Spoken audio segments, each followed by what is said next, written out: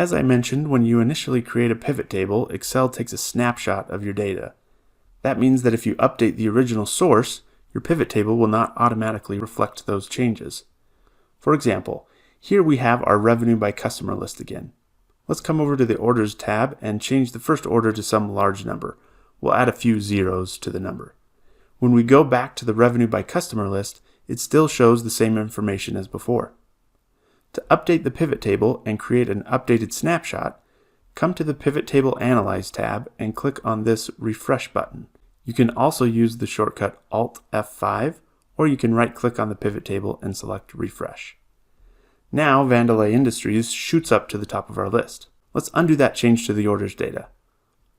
Another important aspect of updating pivot tables is if we add rows to the original data.